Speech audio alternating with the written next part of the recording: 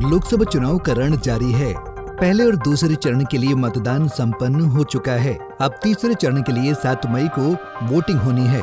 इस बीच मंगलवार को चुनाव आयोग ने पहले और दूसरे चरण में हुए मतदान का फाइनल आंकड़ा जारी कर दिया, जिस पर अब सियासी बवाल शुरू हो गया है। दरअसल लोकसभा चुनाव के पहले और दूसरे चरण में हुए मतदान का फाइनल आंकड़ा मंगलवार को चुनाव आयोग ने जारी कर दिया।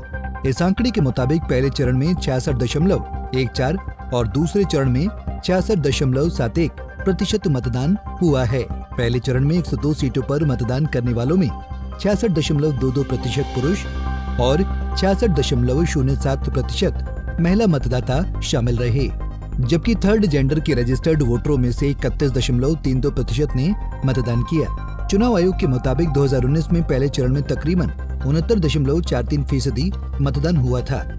हालांकि इससे पहले प्रथम चरण के मतदान के बाद शेयर किए गए डेटा में कुल 60.03% वोटिंग दिखाई गई थी। वहीं आयोग की ओर से दी गई जानकारी के मुताबिक लोकसभा चुनाव 2024 के दूसरे चरण के शुरुआती आंकड़ों करीब 61% मतदान हुआ था। हालांकि सभी केंद्रों से आखिरी अपडेट आने तक इस आंकड़े में बढ़ोतरी होने की संभावना जताई जा रही थी। वहीं अब चुनाव आयोग के इस आंकड़े पर कांग्रेस, माकपा और टीएमसी ने सवाल उठा दिए और पूछा कि पहले और दूसरे फेज के मतदान आंकड़े जारी करने के लिए आखिर इतना वक्त क्यों लिया गया।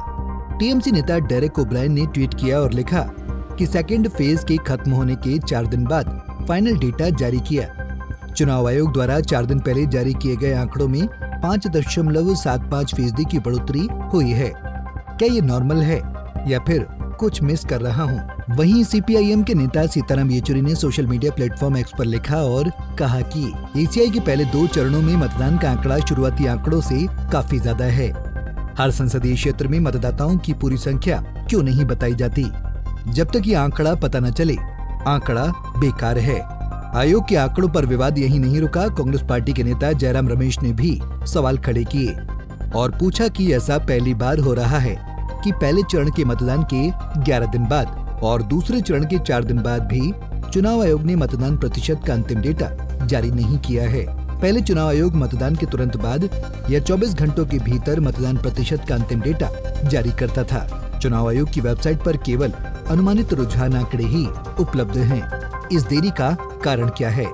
वहीं इस साल हुए लोकसभा चुनाव में मतदान के पहले चरण में लक्षद्वीप में सबसे अधिक 84% मतदान हुआ था, जबकि बिहार में 49.26%, जबकि पहले चरण में 21 राज्यों और केंद्र शासित प्रदेशों में सबसे कम मतदान दर्ज किया गया है।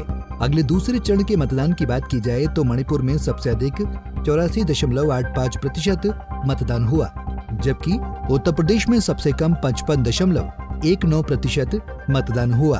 बहरहाल 7 चरणों में होने वाले लोकसभा चुनाव के 2 चरण संपन्न हो चुके हैं। तीसरे चरण के लिए 7 मई को 94 सीटों पर वोट डाले जाएंगे। देखना होगा तीसरे चरण के मतदान में मतदाता दिलचस्पी दिखाता है या नहीं। Bureau report, Punjab Kesari TV. हमसे जुड़े रहने के लिए हमारे YouTube चैनल को सब्सक्राइब करें और नई वीडियो की नोटिफिकेशन के लिए बेल आइकॉन को दबाएं।